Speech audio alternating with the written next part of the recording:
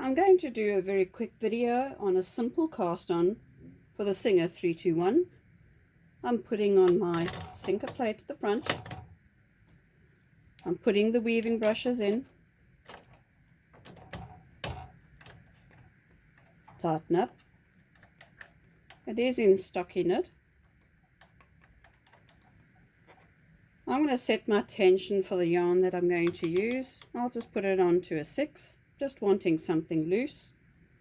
The side levers here must be pulled forward towards you. Make sure that these two levers are on number 2. If your sinker plate has got levers right in the front here, make sure that they're pushed outways. And there's a little triangle. Make sure they're on the triangle. Put your carriage over to the right hand side, pulling some needles forward. I'm pulling 20 needles to the left of 0, 20 needles to the right of 0. Every second needle I'm going to push back to B position.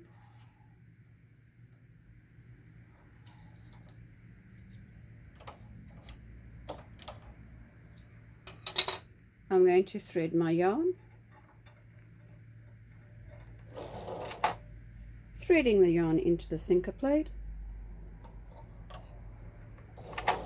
The yarn itself will come across the top of your needles, and you hold it loosely, not tight. So when you pull your carriage from right to left, it will then go and form the stitches. Right to left.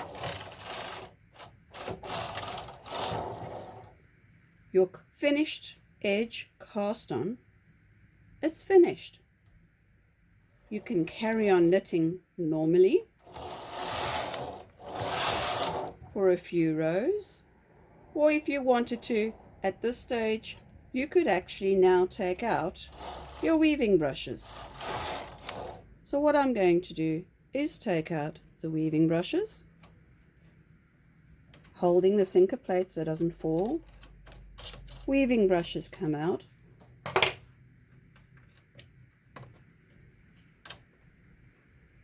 The two side levers do get pushed backwards to the triangle, and you can carry on knitting normally. I'm going to do a few rows of stocky knit. I'm then going to show you how to do a Picot hem.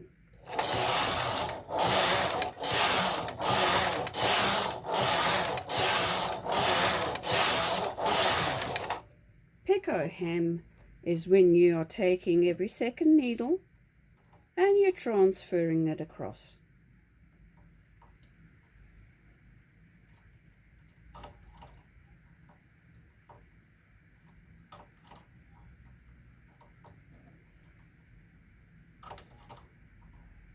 At this stage, I'm just going to do half so that you can then see what it will look like once we turn it over.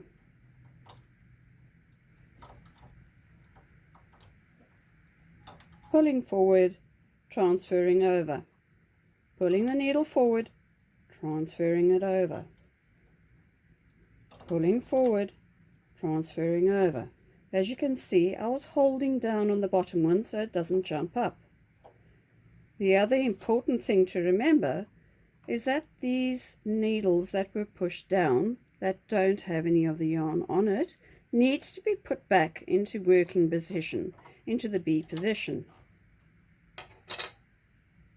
Now we're ready to carry on knitting. What I do like to do is just turn this 2 numbers up. So it's on 6 at the moment, so to make it nice and loose, just on the one row as we pass with the 2 stitches on the one needle. I change the tension back to 6, and remembering how many rows you've knitted from start until your turning point.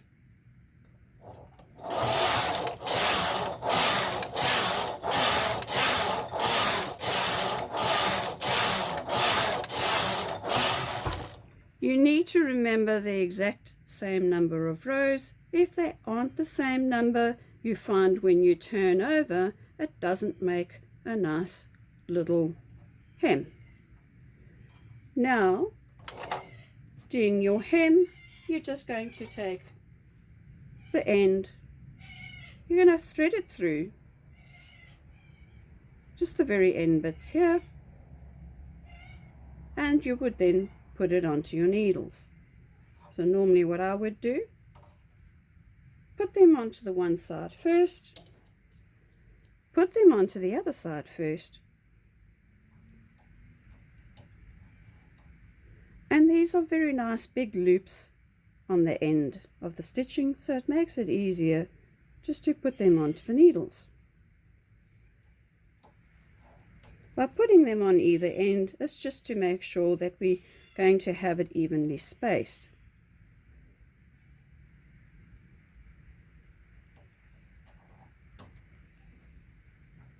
Now I'm not going to do the whole lot because of time, but as you can see, it's just a matter of slipping it in right in the end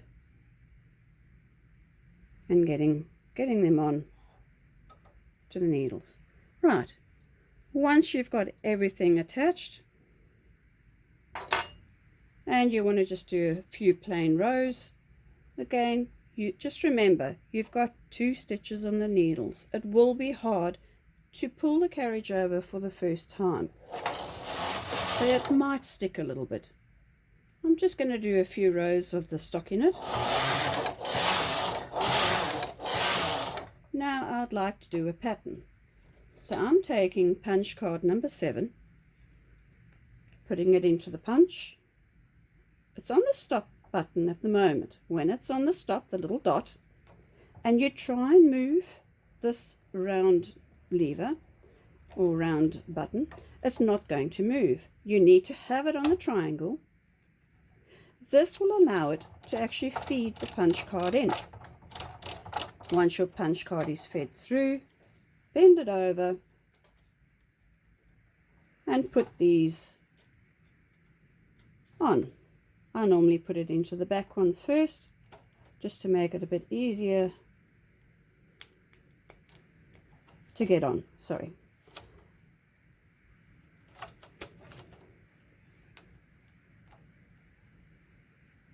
Clipping into the back, then clipping to the front.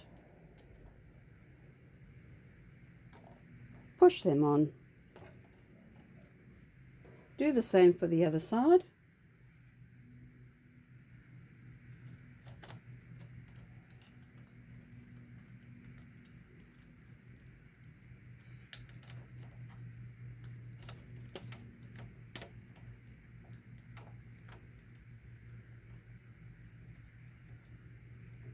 Now we're going to wind it back till we get to the lines.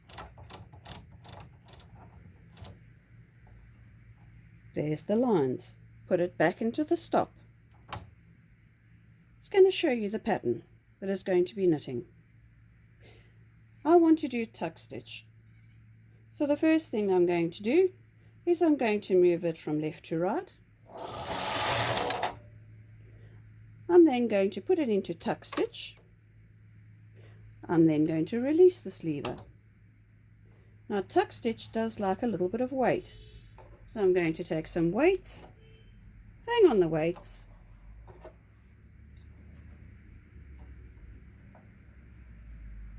there are tuck brushes underneath. Turn these brushes, this is right in front, push these so they go onto the little dot, push the other one so it goes onto the little dot. What it's doing is it's pushing 2 of the little brushes forward so that it does a proper tuck stitch. Moving now from right to left and back again.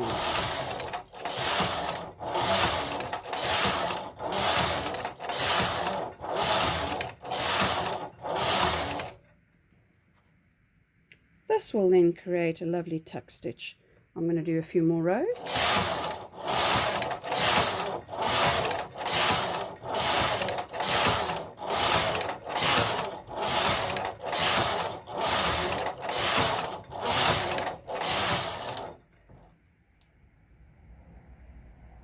little bit of oil on it because I've just been servicing this machine and I'm just testing it. But as you can see, we now have a tuck stitch. I'm wanting to now do a slip stitch. And because this punch card number 7 does tuck, it does slip as well as it can do Fairisle. So what I'm going to do, I'm just going to take it and put it onto slip. So I'm going to move the lever on the carriage from tuck, and I've now put it onto slip. And I'm going to carry on knitting.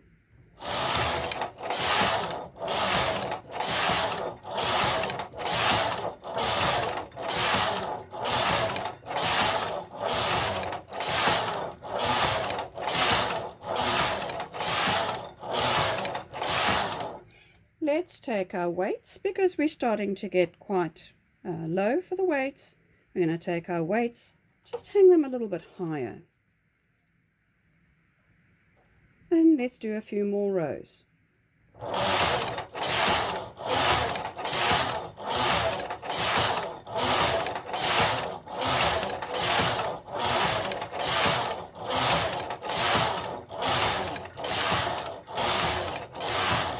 From here, I would like to do Fairisle. So we've done our tuck stitch, we've done our slip stitch.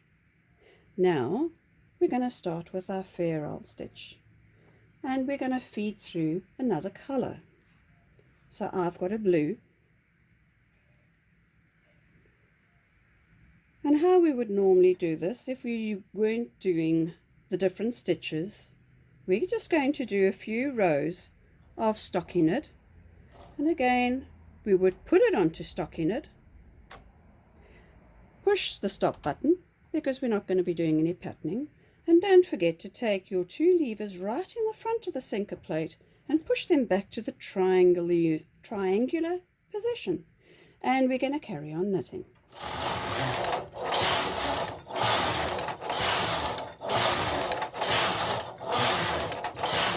So I've just done a few rows now of just plain stockinette. And I'm going to now change and put on to do Fairisle, but also going to put in my second color. So I'm going to go from left to right. I'm going to release this so that it'll start moving the punch card around. My carriage itself I'm going to put into what's called knit in. I'm going to grab my second color.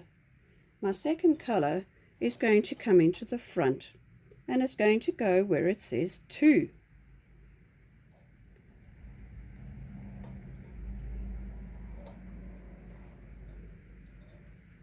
So once it's in the front, I'm holding the end and I'm going to move it and carry on knitting.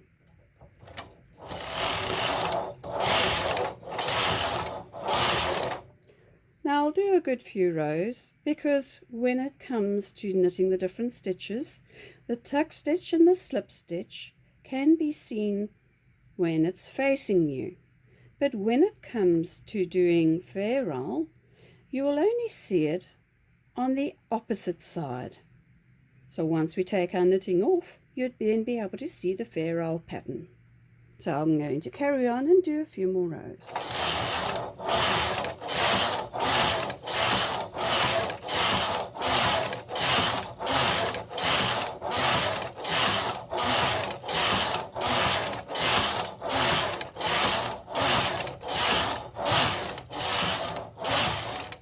Now I'm finished with knitting and I want to take my yarn off, my knitting off.